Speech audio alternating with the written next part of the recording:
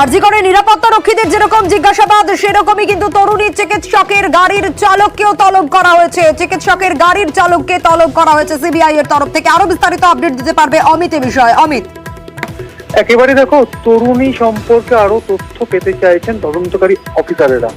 ঘটনার আগে তরুণী আতঙ্কিত ছিলেন কিনা বা তার কেউ ভয় দেখিয়েছিল কিনা এই বিষয়ে আরো স্পষ্ট হতে চাইছেন। সেক্ষেত্রে পরিবারের সদস্যদের স্টেটমেন্ট রেকর্ডের পাশাপাশি এবার গাড়ির চালক অর্থাৎ ওই নির্যাতিতা তরুণীর যিনি ব্যক্তিগত চালক ছিলেন তার বয়ান রেকর্ড করতে চাইছেন সিবিআই কর্তারা।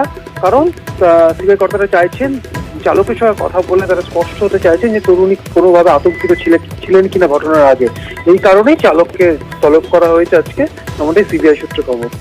বেশ অমিত, সঙ্গে থাকো।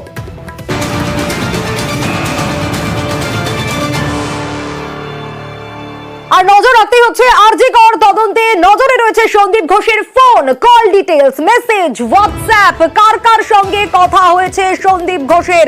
নজরে প্রাক্তন অধ্যক্ষের মেসেজ ও হোয়াটসঅ্যাপ ও ঘটনার আগে ও পরে সন্দীপের কল ডিটেলসে নজর। আরো বিস্তারিত অমিত জানাতে পারবে এই বিষয়ে। অমিত, কেন সন্দীপ ঘোষের কল ডিটেলসে নজর সিবিআই এর?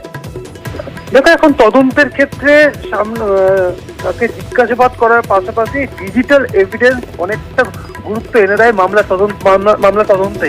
সেই জায়গা থেকে সন্দীপ ঘোষের মোবাইলের কল ডিটেলস রেকর্ড এবং মেসেজ সংক্রান্ত তথ্য হাতে পেতে চাইছে তদন্তকারী অফিসার। এই কারণেই সন্দীপ ঘোষের ঘটনার দিন কারোর সাথে তিনি ফোনে কথা বলেছিলেন কিনা বা ঘটনা পরবর্তী সময়ে বা আগে তার কাছে কোনো ফোন এসেছিল কিনা, এছাড়া তার কাছে কোনো টেক্সট মেসেজ ঢুকেছিল কিনা বা তিনি কাউকে মেসেজ করেছিলেন কিনা, এইগুলোই খতিয়ে দেখতে চাইছেন সিবিআই আধিকারিকরা। সেই জায়গা থেকেই সন্দীপ ঘোষের ফোন এই মুহূর্তে সিবিআই নজরে, তার ফোন কল ডিটেলস এবং মেসেজ সমস্তটাই খতিয়ে দেখতে চাইছেন সিবিআই কর্তারা। অমিত, সঙ্গে থাকো। তার কারণ হচ্ছে আরজি কর তদন্তে নজরে শুধু যে সন্দীপ ঘোষের ফোন তা নয়, নজরে রয়েছে ফোন, কম্পিউটার, চেস্ট ডিপার্টমেন্টের বিভাগীয় প্রধানের ফোনেও নজর রয়েছে অ্যাসিস্ট্যান্ট সুপার সহ একাধিক ফোনে। আরো বিস্তারিত জানতে চাইবো অমিতের কাছ থেকেই। অমিত, এই বিষয়গুলি কেন খতিয়ে দেখছে সিবিআই? ইতিমধ্যেই সিবিআই তরফে বিভাগীয় চেস্ট মেডিসিনের বিভাগীয় প্রধান তার স্টেটমেন্ট রয়েছে সিবিআইয়ের কাছে। যিনি অ্যাসিস্ট্যান্ট সুপার যিনি ছিলেন তারও স্টেটমেন্ট রয়েছেন। তবে স্টেটমেন্টের বাইরে গিয়েও ঘটনার দিন তারা কার সাথে ফোনে কথা বলেছিলেন বা তারা ফোনে প্রিন্সিপাল বা অন্য কোনো উচ্চপদস্থ কর্তৃপক্ষের সঙ্গে তারা কথা বলেছিলেন কিনা। যেমন অ্যাসিস্ট্যান্ট সুপার তিনি নিজে দুবার ফোন করেছিলেন নির্যাতিতার পরিবারকে এবং দুবার ফোন করে দুরকম ইনফরমেশন বা তথ্য তুলে দিয়েছিলেন। এই কারণেই তাদের ফোনও কিন্তু সিবিআই স্ক্যানারে রয়েছে।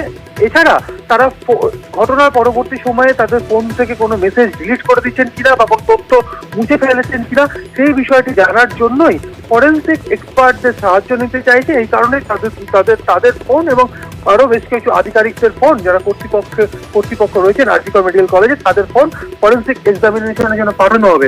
অন্যদিকে প্রিন্সিপালের ফোনও যেমন নজরে রয়েছে, তিনি যে কম্পিউটার ব্যবহার করতেন অফিসে তার হার্ড ডিস্কও কিন্তু ফরেন্সিক এক্সপার্টদের দিয়ে এক্সামিন করাতে চাইছেন সিবিআই কর্তারা। কারণ ঘটনার পরবর্তী সময়ে কোনো কিছু সেই কম্পিউটার থেকে বা হার্ড ডিস্ক থেকে ডিলিট করে দেওয়া হয়েছিল কিনা বা মুছে ফেলা হয়েছে কিনা সেই তথ্য যাচাইয়ের জন্যই প্রিন্সিপালের ব্যবহৃত করা কম্পিউটার কিন্তু ফরেন্সিকে পাঠাবে সিবিআই, এমনটাই সিবিআই সূত্রে খবর।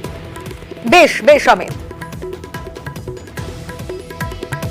আর চিকিৎসক খুনে সিবিআই এর রাডারে রয়েছে যেরকম সঞ্জয় রায়। কারণ ধৃতকে এবার মনস্তত্ত্ববিদ দিয়ে জেরা। দিল্লি থেকে আসছেন বিশেষজ্ঞরা।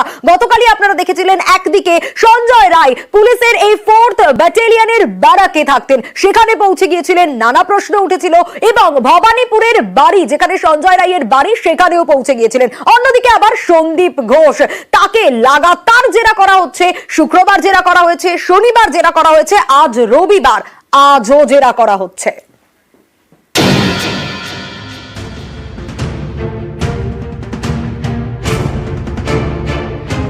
আরজি কর হাসপাতালে চিকিৎসক খুন, পরদিনই কলকাতা পুলিশের জালে সিভিক ভলান্টিয়ার সঞ্জয় রায়। কলকাতা হাইকোর্টের নির্দেশেই ধর্ষণ খুনের ঘটনার তদন্ত করছে সিবিআই। এবার তাদের স্ক্যানারে সঞ্জয়। শনিবার তার 2টি ডেরায় হানা দেন তদন্তকারীরা। ভবানীপুর সঞ্জয়ের বাড়ি, কিন্তু বেশিরভাগ সময় থাকতো সল্টলেকে কলকাতা পুলিশের 4th ব্যাটালিয়নের বারাকে। তদন্তকারীরা জানতে পেরেছেন 8ই অগস্ট সন্ধে বারাক থেকে আরজি করে যায় সঞ্জয়। পরের দিন ভোরে আবার বারাকে ফেরে। ওই দিনই চিকিৎসক তরুণীর দেহ উদ্ধার হয়। 8 এবং 9 অগস্ট সঞ্জয়ের গতিবিধি ঠিক কি ছিল, সে কাদের সঙ্গে মিশত, এই সব প্রশ্নের উত্তর পেতে এদিন কলকাতা পুলিশের বারাকে যান সিবিআই আধিকারিকরা। কথা বলেন কলকাতা পুলিশের 4th ব্যাটালিয়নের বারাকের আধিকারিকের সঙ্গে। 2.5 ঘন্টা পর বেরিয়ে যান তদন্তকারীরা। বিকেলে যান ভবানীপুরে সঞ্জয়ের বাড়িতে। তার বৃদ্ধা মাকে জিজ্ঞাসাবাদ করেন কেন্দ্রীয় গোয়েন্দারা। আরজি করের প্রাক্তন অধ্যক্ষ সন্দীপ ঘোষ, তার বিরুদ্ধে প্রথম থেকেই নানা অভিযোগ। শুক্রবার তাকে রাস্তা থেকে তুলে সিজিওতে নিয়ে যায় সিবিআই। বিকেল 4টে থেকে শুরু হয় জিজ্ঞাসাবাদ। ম্যারাথন জিজ্ঞাসাবাদ শেষ হয় শনিবার সকালে। কিছুক্ষণের জন্য সন্দীপকে ছাড়েন তদন্তকারীরা। তখন ঘড়িতে সকাল 7:30। সিজিও থেকে বাড়ি যান আরজি করের প্রাক্তন অধ্যক্ষ।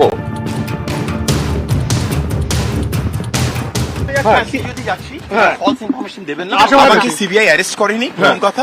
আমরা জিজ্ঞাসাবাদ করেছি, দ্বিতীয় কথা। আর এটা পুরো আন্ডার ইনভেস্টিগেশন আছে, সেজন্য আমি কিছু বলতে পারবো না। বাট আমাকে ওনারা জিজ্ঞাসাবাদ করেছেন এবং খুবই ভালো ব্যবহার করেছেন। বেলা 11টা ফের সিবিআই এর অফিসে সন্দীপ। তারপর আবার জিজ্ঞাসাবাদ। সূত্রের খবর, তার কাছে তদন্তকারীরা জানতে চান অপরাধের জায়গাকে সুরক্ষিত রাখতে কি ব্যবস্থা নিয়েছিলেন। সঞ্জয়ের কুকীর্তির কথা কি কিছুই জানতেন না। জানা গেছে জিজ্ঞাসাবাদ পর্বে সন্দীপের বয়ানে বেশ কিছু অসঙ্গতি মেলে। গোটা জিজ্ঞাসাবাদ পর্বের ভিডিওগ্রাফি করা হয়।